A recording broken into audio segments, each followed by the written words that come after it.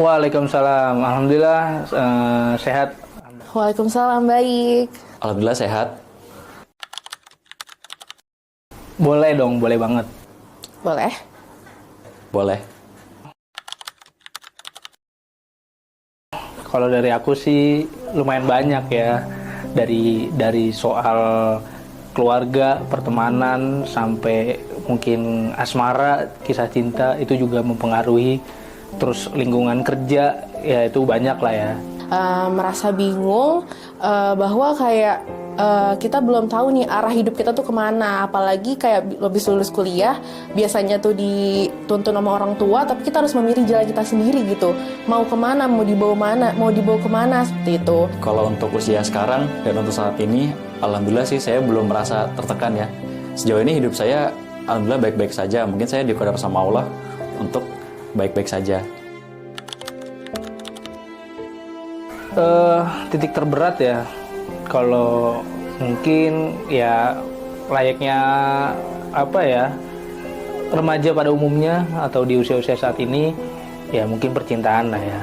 Jadi pernah sampai kayak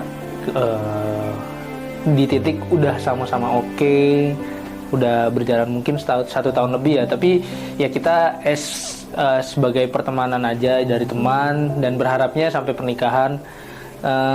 Tapi ya takdir Allah ternyata nggak dikodar, ya tetap hancur pasti hancur, jatuh pasti jatuh.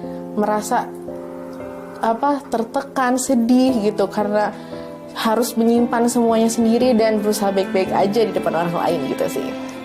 Oh, itu pasti ada ya. Mungkin setiap orang juga akan mengalaminya. Sejauh ini sih, untuk saya, titik terendah saya tuh waktu masih kuliah awal-awal. Itu saya ngerasa kayak kuliah ini kurang pas lah, nggak sesuai sama apa yang saya harapkan. Udah gitu kan, ditambah saya tuh COVID ya. Itu yang harusnya tata boga tuh, kan saya dari tata boga. Harusnya kan banyak praktik masak. Itu tuh di perkuliahan tugasnya cuma kayak gambar-gambar doang. Nah itu saya mikir, Kak, ini saya kuliah dapat apa ya, ntar kedepannya saya gimana gitu. Itu menurut saya tuh sangat berefek buat suasana hati saya.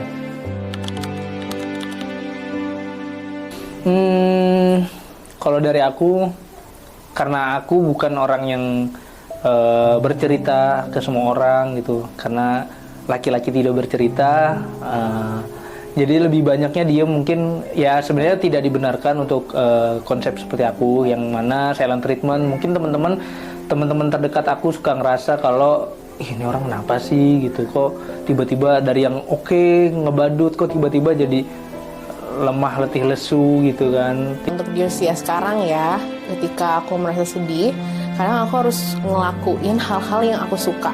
Kayak misalnya aku suka nonton film, ya aku nonton film. Aku masak-masak atau baking yang bikin aku tuh lupa sama masalah aku sendiri atau kesedihan aku sendiri. Kalau buat mengekspresikan kesalahan saya, kalau saya sih perasaan kan lebih baik itu dilempar aja ya. Tapi kan kalau misalnya kita marah itu jangan sampai ada orang yang tahu. Nah kalau misalnya lagi pengen marah tuh enaknya tuh kita teriak sekencang-kencangnya, tapi di air gitu. Jadi wah gitu di dalam air. Jadi ketika marah tuh lepas, nggak ada yang denger. Nah itu enak kayak gitu kalau saya. Ya kalau dari aku mungkin teman-teman yang masih support aku, yang masih mungkin ngasih solusi, saran-saran kepada aku. Terus juga mungkin ya keluarga juga salah satu titik supaya harus tetap semangat, ya kan. Dan mungkin juga tetap konsepnya niat karena Allah semuanya. Ya, yang membantu untuk aku bertahan seperti tadi yaitu doa kedua orang tua, terus afirmasi positif dari orang tua. Karena jujur aja aku tuh orangnya selalu suka negative thinking, gak selalu sih, tapi almost suka banget negative thinking dan selalu memikirkan worst case-nya gitu dari ketika memutuskan atau mengambil keputusan gitu. Jadi aku butuh dari orang tua ataupun teman-teman aku untuk memberikan kata-kata positif, atau kayak misalnya aku kayak bilang nih, kayaknya gue nggak bisa deh, tapi aku tuh butuh banget omongan dari orang tua atau teman-teman aku, pasti lu bisa, insya Allah bisa kok, gitu sih. Kalau yang membuat saya bertahan, saya kan orang Islam ya. Saya juga tahu akan ada surga neraka gitu.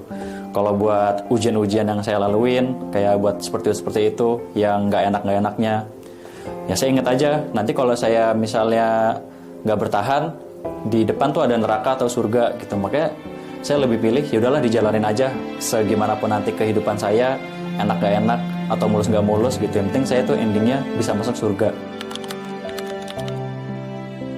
Hai Wira, keren banget sih sekarang udah bisa mengekspresikan dirinya, udah nggak pakai gaya-gaya yang jelek-jelek buruk-burukmu itu, yang ala-ala silent treatment, yang harusnya dulu kamu kayak cuman diem, masalah ada diem, tapi sekarang kamu bisa cerita. Terus sekarang kamu udah nikah, kamu udah menjalani hidup sama pasangan kamu, bahagia banget. Terus juga kamu bisa membantu ekonomi keluarga, bisa mengangkat adik-adik kamu. Terus juga sekarang kamu udah nggak panas-panasan lagi kalau berangkat kerja nih ya, alhamdulillah. Tapi naik MRT, nggak juga sih. Tapi kamu udah punya rumah, udah punya mobil, udah dapat semuanya. Ya. Tinggal pesan aku untuk seterusnya, tetap hatinya ditata niatkan Allah, supaya ya kita tetap dibentengi, diri kita terjauhi dari pelanggaran-pelanggaran HAT, pelanggaran-pelanggaran kecil. Intinya aku bangga banget sih sama kamu yang sekarang. Ada proses yang kamu jalani, mungkin di sebelum-sebelumnya kamu terjatuh, ya kan, seperti sistem roda berputar. Manakala kamu akan terjatuh, manakala kamu akan di atas. Dan ketika kamu di atas, sampai saat ini nih, kamu di 5 tahun ini, kamu udah di atas, tetap pertahankan, tetap dijaga semuanya. Allah paring, insya Allah sukses sampai ila yaumil qiyamah.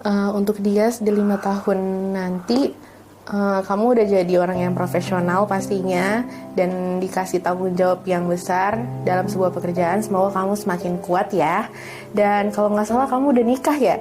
Kalau udah nikah, pastinya kamu tetap jadi wanita karir kan, bukan jadi ibu rumah tangga. Dan pastinya kamu juga udah punya rencana ke luar negeri, ke negara-negara Schengen, pergi umroh sama keluarga kamu dan teman-teman kamu. Dan hal-hal yang udah dicapai atau belum itu nggak masalah. Yang penting kamu harus tetap kuat dan juga semangat dalam menjalani hari-hari kamu di 5 tahun ke depan.